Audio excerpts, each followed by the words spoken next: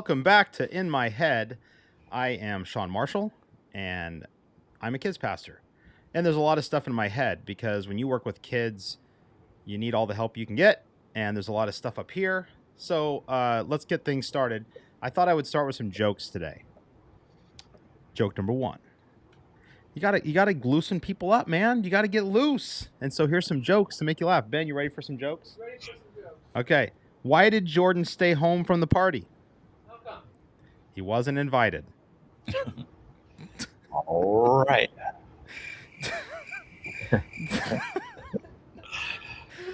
Okay. Here's another joke for you. Why did the girl drop her ice cream cone, Ben? How come? She tripped over a pothole. Come on, that's funny. All right. Here's one. You don't need a parachute to go skydiving. I'm not done yet. Just give me a sec. I was waiting for pausing for effect. Okay. You don't need a parachute to go skydiving. You need a parachute to go skydiving twice. They're just statements. All right. Hey, today we are talking about finding your wingman. So, very nice. Yes, that's Top Gun. But when you're finding your wingman, it's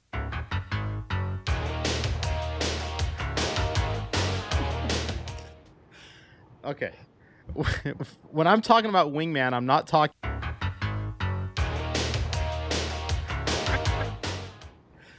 I think we're good. Okay. When finding your wingman, it's I thought you were going to go for it again. I'm not talking about someone to help you go clubbing and meet your significant other. I'm talking about a person that you do life with, a friend, someone who can make you better, someone who you can count on, a partner, a friend, someone who can help you be awesome for kids.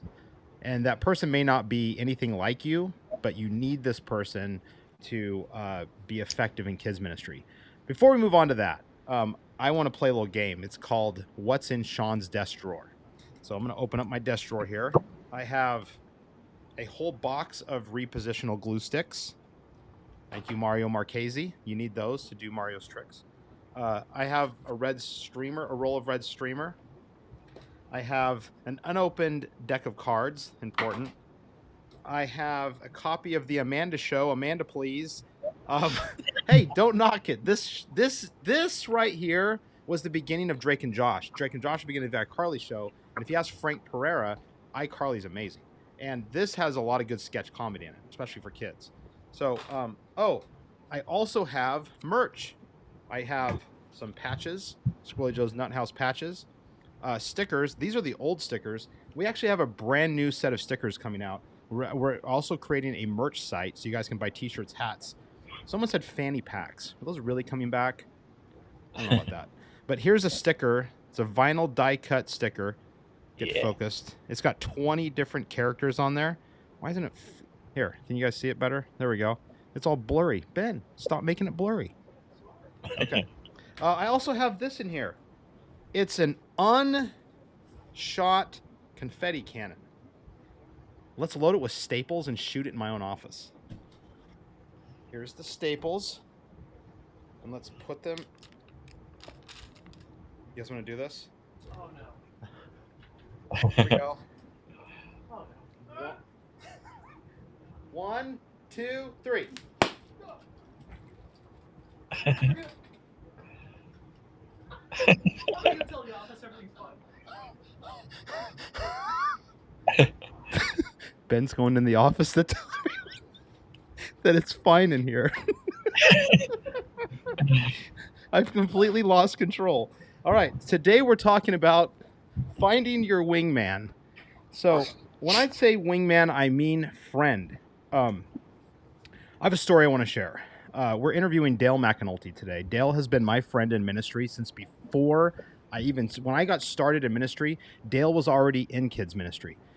Dale's the kind of guy I went to because I didn't know how to do magic tricks. I didn't know how to build stuff. I didn't know anything. And Dale's the one that really taught me so much of the basics of kids ministry. Well, I remember we started this idea for Squirrely Joe's Nut House, a variety show for kids that had themes and humor and all this stuff. Well, Dale and I decided to take a screenwriting class together.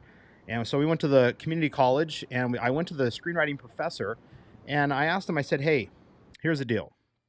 We want to take a screenwriting class together because we want to make these videos and we want to get good at it.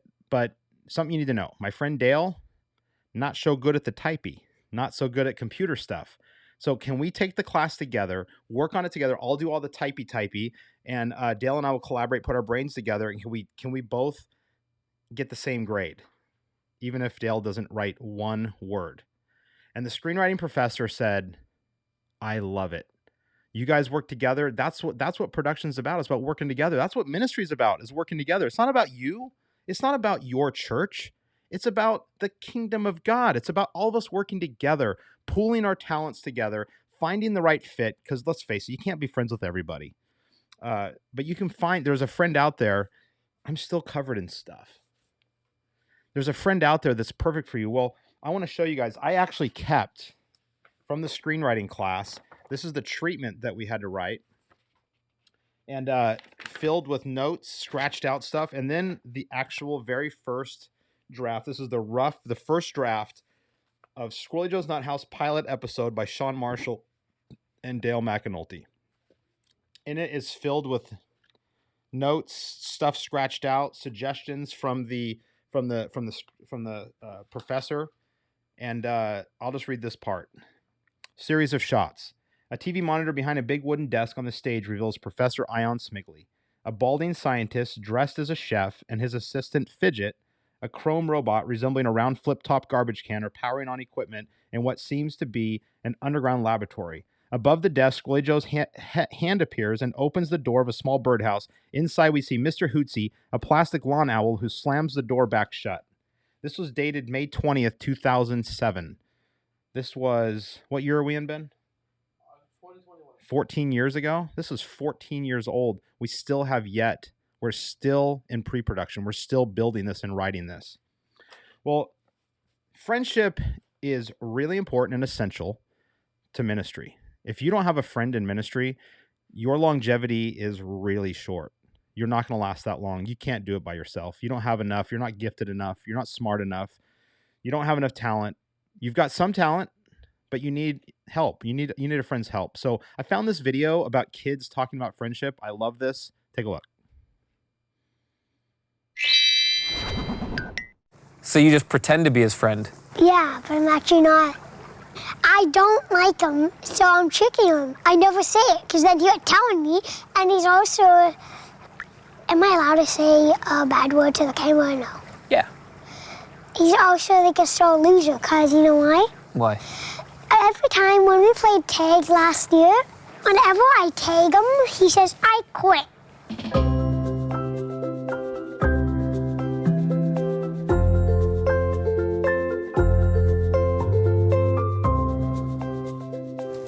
Do you have a best friend? Yes. Who is it? Their names? Yeah. My friends Sadie and Sophie. One is Eliza, Sophia, Yasmin, Evangeline, Elias, Sheba, David Ruffalo is Josiah. What makes them your best friend? Actually, it's James. Oh, you just changed best friends on me. Actually, all my friends are my best friends. All your friends are your best friends? Yeah. What made him your best friend? We were just friends. The second I saw him, I just was like, he should be my friend. It's like love at first sight. That's friends at first sight. Yeah. What's the most important quality in a best friend? That you always listen to them. They don't talk behind your back. Caring, loving, kind. Because if you don't listen, they'll think that they're not important. What's the difference between a best friend and just a friend? A friend is just like, well, I'm not really helping you much, but it's not like I'm hurting you. But then a best friend is like, I'm gonna help you with this. I'm gonna help you with that. I'm gonna help you with blah, blah, blah. What do you like the most about him? He usually never gives up in something. He's always there to help everyone. Is it okay for someone to go through life without ever having a best friend? Yeah, it's something normal. You can have a best friend. You don't have to have a best friend. Because if you don't have a best friend, they'll keep asking, like, am I your best friend? Am I your best friend? Am I your best friend? And then if you say, none of you are my best friends, they won't be your friend anymore. I have a question for you. Yeah. Am I your best friend? Yes. Oh, that's so nice. I love that. We just became best friends. Thank you so much. I really like that video. When I saw that video, I couldn't help but think of a person. And I've got several, I would say, they're best friends. And you can have more than one best friend. But today we're talking about one friend who's been with me ever since the beginning. And one of those kids said, a friend is just always there. A friend, so the little girl said, some friends help and some friends don't. But this best friend is always helping. And that's what a wingman is to me, is someone who always helps, always there, someone you respect, someone who may be very different from you, someone who has your back, doesn't talk behind your back. And that's what this person is for me today. In fact, before we get there, I want to share something out of a book. This book is amazing. So it's now time for Book of the Week.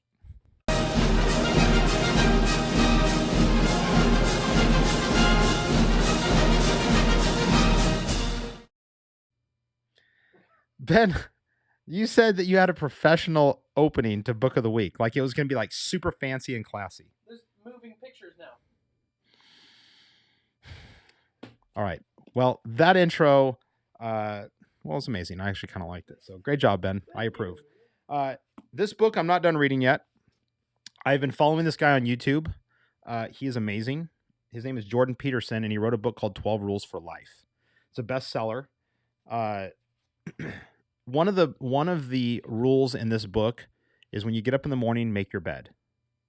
And I couldn't agree more. I've turned that into a habit, making my bed every single morning. Did you make your bed this morning? What? Did you make your bed this morning?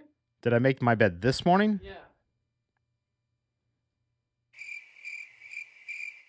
Anyway, I want to read a part out of this book. One of the rules for life is having a friend. In fact, it's let me turn back to the chapter. It's make friends with people who want the best for you.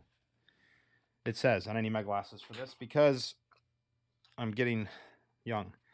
Here's something to consider. If you have a friend whose friendship you wouldn't recommend to your sister or your father or your son, why would you have such a friend for yourself? You might say out of loyalty, well, loyalty is not identical to stupidity. Loyalty must be negotiated fairly and honestly. Friendship is a reciprocal arrangement. You are not morally obliged to support someone who's making the world a worse place. Quite the opposite. You should choose people who want things to be better, not worse. It's a good thing, not a selfish thing, to choose people who are good for you. It's appropriate and praiseworthy to associate with people whose lives would be improved if they saw your life improve. If you surround yourself with people who support your upward aim, they will not tolerate your cynicism or destructiveness. They will instead encourage you when you do good for yourself and others and punish you carefully when you do not. This will help bolster your resolve to do what you should do. In the most appropriate and careful manner, people who are not aiming up will do the opposite. They will offer a former smoker a cigarette, a former alcoholic a beer. They will become jealous when you succeed or do something pristine. They will withdraw their presence or support or actively punish you for it. They will override your accomplishment with a past action, real or imaginary, of their own. Maybe they're trying to test you to see if your resolve is real, to see if you are genuine. But mostly they are dragging you down because your new improvements cast their faults in an even dimmer light. It is for this reason that every good example is a fateful challenge, and every hero a judge. Michelangelo's great perfect marble David cries out to its observer, "You could be more than you are." When you dare aspire upward, you reveal the inadequacy of the present and promise of the future. Then you disturb others in the depths of their souls where they understand that their cynicism and immobility are unjustifiable. You play Abel to their Cain. You remind them that they ceased caring not because of life's horrors, which are undeniable, but because they do not want to lift the world up onto their shoulders where it belongs. Don't think that it's easier to surround yourself with good healthy people than with bad unhealthy people. It's not. A good healthy person is an ideal. It requires strength and daring to stand up near such a person. Have some humility, have some courage. Use your judgment and protect yourself from too uncritical compassion and pity. Make friends with people who want the best for you. I'm in awe because when I read that, I instantly started evaluating my friends. Do my friends do that for me? And more importantly, do I do that for my friends? Because you are important, and your kids that you're leading need you to find a good wingman, someone who will lift you up and someone who will call you out on your crap. I have friends that do that. It keeps me humble. We know our roles, we know our gifts and our talents. And this person that has been a friend for me a very long time. When I first met him, I dismissed him as a mullet wearing, tree hugging, green truck driving, drywall installing crazy guy. Then I found out he did magic tricks. Where I first judged him, I learned that this man I call the Swiss Army knife. He is one of the most talented people that I've ever met. It's an honor for me to call him friend, yet we are very, very different people. Before I bring him on, I want to show you a clip. You might know him as Professor Smigley. Take a look at this very old, this was made many, many years ago, so no judgment, a clip of Smigley and Joe. Mr. Hitsy, I'm gonna get my camera. Rolling. No, my camera. Help me, somebody help me. Help me, help me, Professor Smigley. Help me, help me, help me, help. What's the matter? What's wrong? Professor Smigley. Hi, everybody. What's the matter? What's going on? My camera broke, Professor. Well, what's wrong? What'd you do to it? Well, I didn't do anything to it. We were filming, and one thing led to another, and then, bam, it's not working. Can you fix it? All right, sure. Yeah, let me take a look at it. Hey, Woohoo! see ya. The professor can fix anything. Let's see what's wrong with Squirty Joe's camera here. See if I can fix it.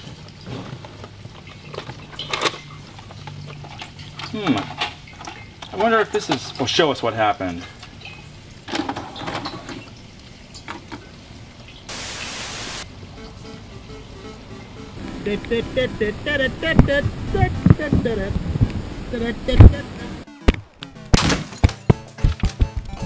Joni and the whale, rub-a-dub-dub, did-it.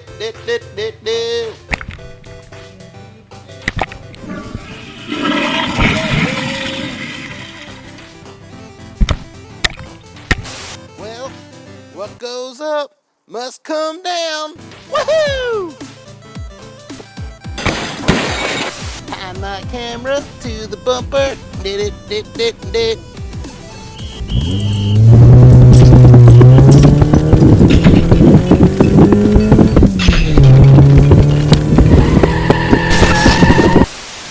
Well, that didn't really show us anything. Let's take a look at this camera. Oh. What? Oh. What is this? It's time to quit jammering before I start hammering.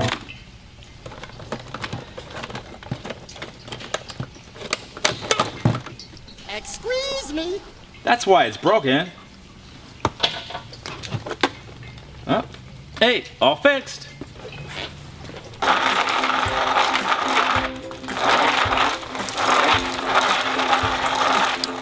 Hey, Squirty Joe, what are you doing? Woohoo! I'm spreading toenails with the pluginator you made me. Well, that didn't show me anything. My friend's name is Dale McAnulty. He is the Swiss Army knife of kids ministry. I am very honored and blessed to have him. And I think every kids ministry, every successful kids ministry needs a Dale McAnulty. So Dale, my friend, welcome to our show today. Sure, that was good. So Yeah. as long as it's fun, that's what I'm here about. So Yeah. So Dale, introduce yourself. Who are you? Where are you from? Like, tell us a little bit of background about you.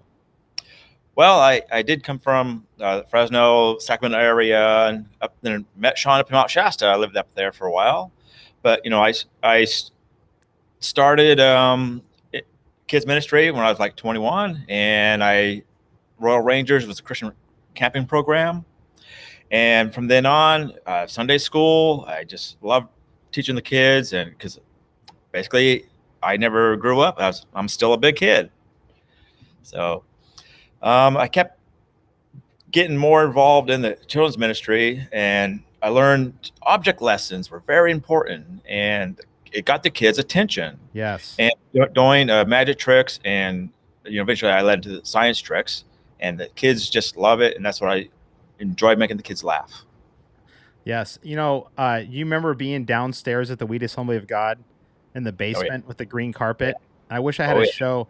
I wish we had a picture of your mullet, Dale, because you really did at the end of the day with drywall mud all over you. You look like a maniac. And I remember when I first met you, you were living at my friend's house because you worked for his dad, and you rented a little room from them. And all I knew was this guy that would get off work and watch in your drywall clothes, watch Star Trek Next Generation. I remember telling my friend, like, who is this guy? Like, what's going on? You were a Star Wars freak, and I was a Star Trek. That's right. Well, I remember coming downstairs one day, and you were doing magic tricks for like Zach's birthday party or something. Yeah. And I remember loving magic as a kid, and I just sat watching you. I was in the back of the room just watching you. And then years later, when I took over the Sunday school class that had 2 kids in it, you were working with the older boys, and I knew that you did magic tricks. So I remember coming to you and saying, Dale, these kids literally said I'm bored. Help me. Like, how do you do card tricks? How do you do silk tricks? How do you do? And every single time you had something else. And I'm going to talk about your garage here in just a little bit. But how did you get started? Like, where, did you go to school for this? How did you learn how to do magic? How did you learn how to come up with all the games you came up with? The science interest, the cooking aspect. How did you get interested in all this stuff? Well, I've always been interested in the magic trick stuff, and when I was a kid, learning to do anything with rubber bands, pencils, just sitting in class, just like bored, and I'm like had to fidget and had to do something. So I was constantly like playing with coins and just trying to learn stuff. And then eventually I just got so into it, and then I saw the kids that it brought joy to them and laughter, and I said, oh, I want to do this all the time now. And so I really wanted to do it, and just had my day job, but whenever I wasn't there, I was trying to work on stuff and grab stuff together, and just the science part, that is kind of like a magic trick, but it's like stuff that in nature that God made, and He made it wonderful, and like trying to discover that stuff and then show it to the kids, and it could be interesting, it could be fascinating, and just learning the different styles that kids love, learn by. So there's like the active kids, they love to have that fun factor. So I'm always trying to tweak it to make it more fun, more exciting, more chaotic, and you just love to see the kids laugh. That's what I love to do. There's many things that's very interesting about you, Dale, and we could go on for hours and hours with you are like the Dos Equis man of kids ministry, and that, yes, that's a beer, but the most interesting guy in the world. Right. But I remember last Sunday you'd set up every time I come in, you've got this room. We've got this room called Smigley's room, and I never know coming in what's going to be in this room. He set up these hula hoops taped all over, like from the ceiling, action figures hanging down, and he's got these bow and arrows that he's going to shoot at. And one of our leaders comes in and says, "This is the chaos room." Yeah, mayhem too. The mayhem room. And when he said that, you had a look of pride on your face. Oh, and you said, we have to make it fun for the kids. And I thought, that's my guy right there. That's, most people would shy away from chaos or from mayhem, but I'll tell you what, I remember you set up all these boxes once, and then when we were done with it, instead of just taking the boxes out, you told the kids, do you remember what you told the kids? Like, what did you tell them? Oh, I said, go ahead, you could tear them apart. You could, cause chaos here. And they just started taking boxes and throwing them at each other and smashing it on them. And by the time that all boxes were flat and the kids were laying on it, and they were just having a fun time, and it was a blast for them. I enjoyed seeing them having that fun. Yeah, some people that don't know you are probably watching right now, thinking, "Wow, this guy's just a chaos agent." Well, I'll tell you what, Dale, you are organized and structured. And in our ministry, in our Tyra ministry, you are the agent. Yes, you like having fun, but I think you're the agent of calm. How to have chaotic fun, but it's all organized and it's not out of control, but it's calm. Um, I know this to be true for me too, because when you're not there, when heaven forbid you ever go on vacation, I hate it. I really do hate it. When you were gone for like 3 weeks, you were sick, and then you were at some kind of family function, your mom's birthday or something. It was 3 weeks in a row you weren't at church, and I was like, I felt like things were completely out of control because you weren't here. Yes, I also call myself like a safety officer, because if I'm not putting my sense in there, then you might start the whole church on fire, like the smoke alarm we did. So I hate being gone, because who knows what's going to happen. So Okay, real quick, what are some things that you've had to tell me no? Like, there's things that I've suggested, like, what if we did this, and you said that's a terrible idea. Can you recall some of those things? Oh, well, obviously the chicken one, when the egg and all that stuff. I said, okay, this is too crazy, too more over the top, and like you got to tone it down. And or walking on the bed of glass, in front of the kids. I'm like, you're gonna get all these blood and everywhere, and you're gonna teach kids bad habits. But you know what? I was wrong. I can admit I was wrong. You pulled it off, and the kids loved it. But and it was safe. Well, and I appreciate that, but here's the deal. You are my balance, because I remember the glass thing. I saw it on Ellen DeGeneres show. The Steve Spangler did it, and he walked on broken glass, and you have to get the right glass. You have to temper it. You have to do all this stuff. And I remember I said, I want to walk on glass, and you said, no, that's a terrible idea. That's a bad idea. And I said, no, Dale, I want to do it. I went through like a process with you. And I remember going, if I test it live in front of you and show you before we show the kids, would you be willing to say yes on this? Do you remember that, Dale, when you came into the room and I had to prove to you? Yes. See, I saw the process, and then I believed it, and then it was okay. But I can tell you this: if you would have said in that moment, no, this is a terrible idea, I wouldn't have done it. Because I've learned over the years that while I've learned to trust, I have absolute trust of your mind. Obviously, you are an agent of fun, of mayhem, of like just amazing kids ministry. But I also know that you have an understanding of safety, and you have an understanding of what's being actually communicated. And I rely on you for that. I really do. There's times where you've told me, no, it's a bad idea, like spray painting indoors. And then sometimes I ignore you and I do it anyways. And then people come around the corner and go, what's this? Our kids are like going, and then you come and say, I told you.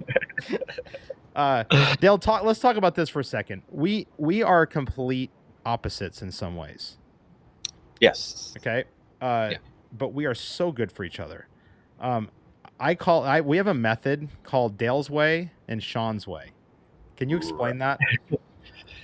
Well, there's just the right way, there's the wrong way, and there's Sean's way. And, the more shock value, chaotic you could do, and the people like gasp when they see it, or like lighting yourself on fire, that is like out of the blue, out of the normal. And sometimes I just have to like be more safe or whatever, but it is an opposite, and everybody learns different ways, and so it's good. It's all good. And I know that if I pass your test, then I know I feel comfortable. Honestly, I feel comfortable doing it. If you give me the thumbs up, like, cool, that's awesome, then I know I have the complete freedom to do it, knowing I'm not going to scar anybody. Right. But there's also when we build stuff, I call you my Swiss Army knife, because it could be 5 minutes before service starts and I get a whim in my head, and I would say, I need some spinning spatulas that are flying paper bits everywhere, and it has feathers attached to it. That's right. That's why I always carry my handy dandy tool. You just do it. You create it. Well, the Sean Dale method, there's Dale's way and there's Sean's way. So I'm willing to be humble in this. When it comes to building stuff, and like we have a time limit, what's Sean's way? Oh, I would say you're duct tape. You're the duct tape king here. So I say, no, you got to do it this way, this way, that way. And then you're just cardboard and duct tape. That's way you roll, man. And if we were to put something in the back of a truck, I would just throw it in and say, let's just drive slow. But you would say, no, we're going to strap it down and we're going to do it right. So there's Dale's way.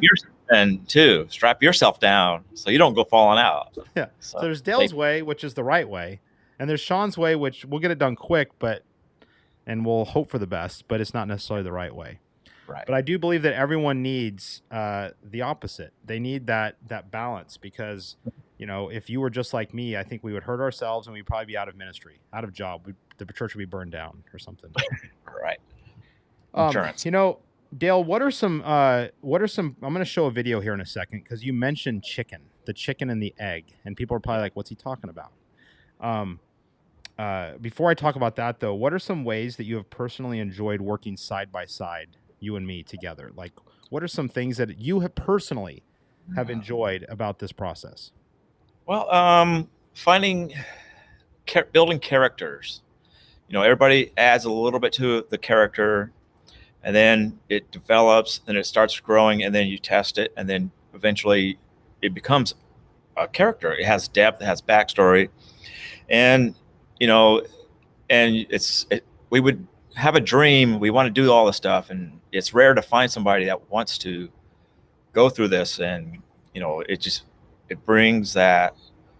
Yes, I have a goal. I have big dreams. I want to do this. And we both have things we want to do with kids, and plant the seeds in the kids and entertain the kids, because the world offers this weird stuff out there. We want to offer them some good family stuff, some good stuff. Amen. Yes. I remember, Dale, I had a basement, and it was like a rec room at this house. We lived right next door to each other in Lake Shastina. And I remember when we had a production meeting, and we were getting really serious. We were really starting to roll in this. We took the screenwriting class together. And I remember having the conversation about our characters, because you just mentioned characters. And I still remember when you came up with the character of Professor Smigley. But I remember when we were talking about it, we started talking about it as if like a Disney company was going to buy us, was going to invest in us. And they would bring in professionals, right? And I remember saying, here's the important thing about Smigley. Smigley is Dale, and Dale is Smigley. There is no replacement. There is no actor to come in and be Smigley, because if you take away Dale, you take away Smigley. They're one and the same. Right. Yes. And I think that's true with all of our characters. They're really just bits and pieces of ourselves, And I have a sad confession to make. In fact, I'll have him say it. Ben, out of all the characters we've ever created, and there's a lot of them, Right. who has since childhood? Right. He was a kid when he told me this. Who is your all-time favorite character? All-time favorite is always Professor Smigley. As my son's dad, it hurt a little bit. But I also get it, because Professor Smigley is the glue that holds all the other characters together. He's that one calm force of calm that kind of holds it all together.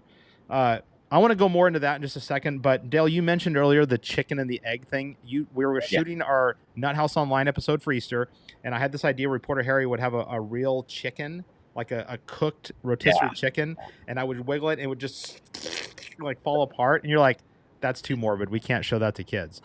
Well, we ended up shooting it. You agreed to it. You still were reserved. I remember editing this, and I said, what do you think, Dale? And we'll find out what you said afterwards, but let's go ahead and take a look at that now. Hey everybody, that's good stuff right there. And now we're gonna show a clip about the very first Easter ever celebrated.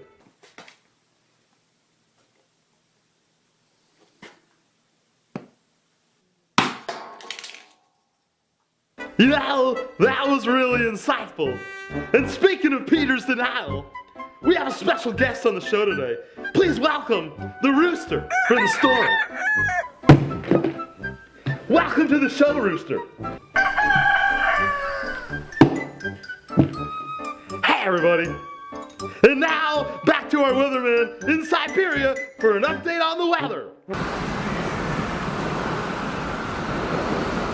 It's snowing! Don't worry, Rooster. I'll put you on that egg so it'll stay nice and warm. And now, back to a weather report in Siberia. It is snowing! And then if you're a rooster, you gotta dance 'cause it's Easter. Hey, everybody. And now back to our weatherman in Siberia. Dance, Rooster. Snow! It looks like your aft rudder has gotten detached from your starboard. Don't worry about it. I'm gonna tape you back together again, and you're gonna be just like new. In the meantime, let's cut back to our weatherman in Siberia. S-N-O-W.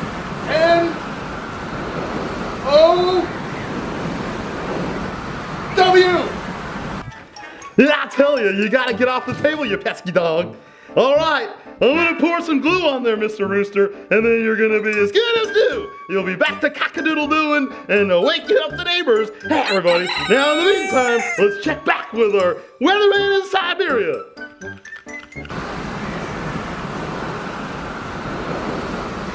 Wow, it's been a great show, I tell you. All right. So, Dale, do Nice. you approve? I did, yes. I thought parents would not. You went overboard on this one. It's not going to work. You're going to get all these groups protesting against you, but it didn't. The kids loved it. The kids laughed, and I was wrong. You were right.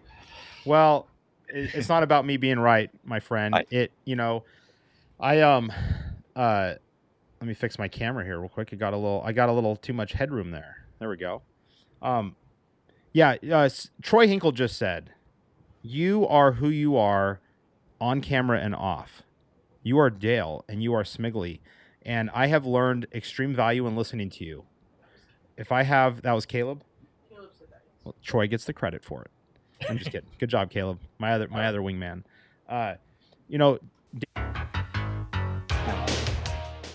Yeah. Dale, I've learned to rely on you because you have so much uncredited knowledge in your head. I think when people see you and interact with you, they may not realize all the depth that you have. So you mentioned characters. People might say that you are this kind of person, that you're calm, that you've got great ideas for games, but you're also you are our other characters. And I get it all the time. They're like, are you Tutu? Are you Baghead? Are you all these other characters that are just completely nuts? And I go, nope. So what happens in your brain when you put on a costume? Does it have something to do with covering your face? Because you turn into a completely different person. That's true. I mean, you got to look at like the Muppets. They're under the stage, and they can do whatever they want. They're not going to be embarrassed, and they could go crazy, and they could dance around. And that's the way I was with a little kid. And then when you become older, the social thing is like, you don't want to think you're lost it and you're crazy, but you got to bring the kids out of adults too. They want to be act like kids and have fun, but everybody has to be so straight and so serious. And I'm like, I just want to have fun. Wow. When I can. Wow. I think my favorite moments is when we've done something on stage, whether you just did it or whether you're doing an experiment that's just blowing the kids' minds with ice rings and the big exploding balls of slime and all that stuff. It's when either one of us come off stage and we high five each other and we're both laughing and and like I'll go to you and you'll say that was great. That was great. Yes. And when I say that, when you come off stage, I'm like, Dale, I mean, amazing. I think it's really important to encourage each other constantly, Mm-hmm. And back in the small talk video, a kid said a best friend has your back, is always helping. And you do, Dale. You're always helping. I mean, you followed me. This is our third church now, and you followed me. Your family's followed, and I don't take that lightly. That is a huge honor to me. All right. Yes, we have big dreams, and we've dreamed about it. And in slow time, it happens, and the dream's coming true. It is coming true. Yeah. All the videos we produced, I think even those, just every little thing we produced is part of the dream. Yeah. And we're still dreaming big. So yes, we still are dreaming big. We have a lot of plans, don't we, pal? I mean, like this script that we wrote 14 years ago isn't even. I mean, we have notes and scripts of stuff we want to do, and I'm really excited. I want to know, Dale, do you have a favorite memory of something that we have done together? Oh, It's probably hard. I mean, it's how many years? We've been doing this for 25 years now. Is there Yes. one thing that stands out in your head that you go, that's probably one of my favorites? Yes. Well, okay. The second runner-up is throwing an actual toilet off the roof and just shatter. that was epic. That was awesome. The most one is when we had the stunt dummy and we were throwing it off a cliff down to a river for a commercial we were making, and the dummy got stuck halfway on a tree, and so we could not get it off. There was no way to climb down and it was stuck there for like a couple days until we had to invent a way to get it off. And you made a hook out of wires and threw it down there, and you were like on the radio guiding me, oh, go left, go right, go left, go right. And finally hooked it on the belt and pulled it off. And then we took the dummy and we threw it off the roof into the river. Perfect shot. Perfect shot. So perfect. It was awesome. Yeah, and again, you're the one that helped me design the rig to help us get it off the side of the cliff. And Yes. it was I wish we could show that, but it was for a catch-up commercial contest through Heinz. Yes. Dale, that was one of my favorite memories too. I can tell you one of my favorite memories, and it continues to be, is anytime we do Smiggly and Joe. And the funny thing about Smiggly and Joe is Smiggly is you and Joe is me. And at the beginning when Smiggly or Joe broke his camera and he's like, Smiggly, help me. That's me. I'm always going, Dale, help. And it's because there's something I broke or messed up or I need help with. And you come in and every single time, Dale, it's every time you got it, you know? And I celebrate you, friend. Don't ever change, please. Be 90. I want us to be 90 years old doing this. Oh, yeah. I know you're older than me, but not by much. And so here's the thing. Dale, I appreciate your time. But Ben, take it back to solo on Dale. Dale, behind you, now understand, everyone, Dale doesn't know anything about this, okay? No, so on that table behind you, there's some duct tape, there's some blue tape, there looks like there's a baby, there's markers. Dale, we're going to show a clip and just keep it on Dale for a second. We're going to show a clip of Smiggly and Joe's science time. It's basically you and I having fun together. But we're going to show a clip of science time. You have, I believe this clip is about 3 minutes long. Go ahead and bring it back to both of us. Dale, you have during that time to create something out of all that junk, and then you have to explain what it is and what its purpose is. Okay? Nope. So you have 3 minutes, and you guys, I did not tell Dale this ahead of time, but I call this, What Can Dale Build? Take a look at this video. It's about 3 minutes, and then when we come back, Dale will have something amazing that he's built with a purpose. Go. Okay.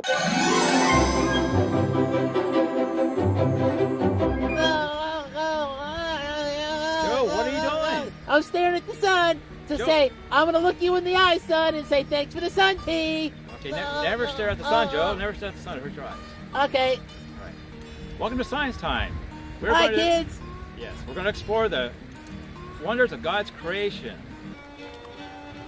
Woohoo! Oh, hey, look who it is, Professor.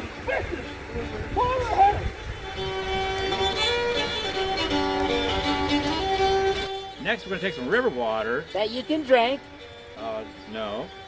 And we're going to look in this microscope and see what kind of creatures live in here. Woo! Yeah, so let me see. Okay, focus. Oh, yeah. Okay. You want to take a look? Yeah. All right. Well, I'll be right back. I'm going to go get some more samples for the river water. I'll be right back. I see you. Hey there, little fella. Hey there, buddy. I want to be your friend. I have an idea. If I get the professor's shrink ray, then I can put myself in there.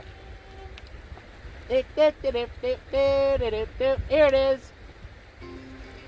Okay, I'm coming down. Woo! Hey there. What's your name?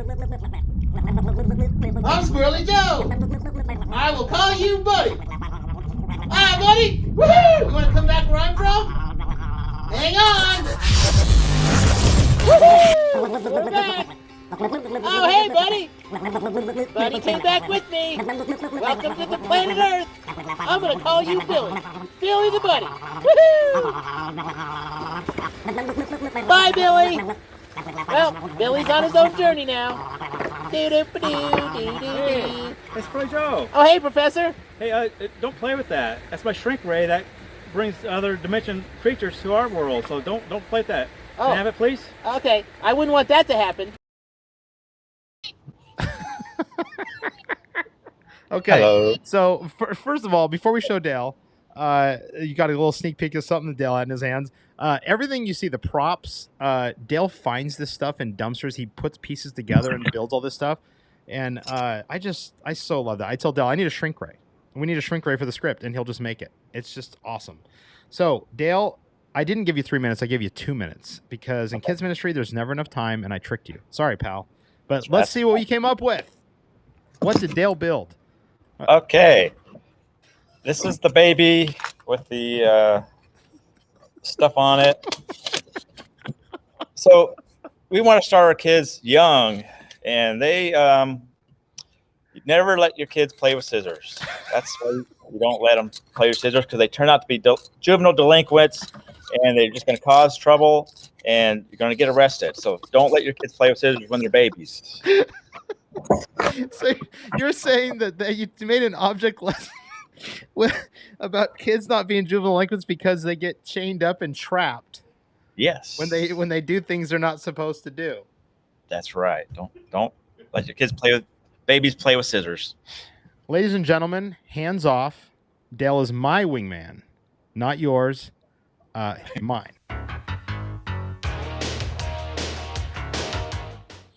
I think Ben needs to go born with scissors. I failed him as a father. Dale, I can't. Hey Ben, someone finally noticed. Yay! Somebody noticed. That's old Chief back there. It's just waiting for me to put him on and light something on fire. Dale, you are an amazing friend. And hey, bring Dale back. There he is. Dale, you're an amazing friend. You always will be. I have a feeling in heaven we're still going to be conniving and collaborating and coming up with fun stuff. Yeah, pranking. Pranks. Pranking. I'm going to blow your mansion up every day, and then we're going to rebuild it because there's no anger. Okay. That's right. That's right. Looking forward to it. Yes. Thank you so much, my friend. And let's, all of you guys, we have a lot of exciting things in plan for you. Yeah. We have an unlimited files upon files of stuff that we are building and going to be using for kids ministry that you have access to. So from Professor Smigley and Joe, thank you, Dale. Thank you so much. You're welcome so much. Enjoy it. I salute you. Later. And I'll see you soon. All right, don't go anywhere, everybody, because we have one segment left, and it's called our cool website to visit. Get ready to get jiggy with an off the He's a website you should check out. Wiggity wiggity whack. All right, our website is vanishinginc.com. Actually, if you just type in Vanishing Ink, you'll find it, but it's vanishingincmagic.com. Ben, go ahead and click on New Magic for me if you would.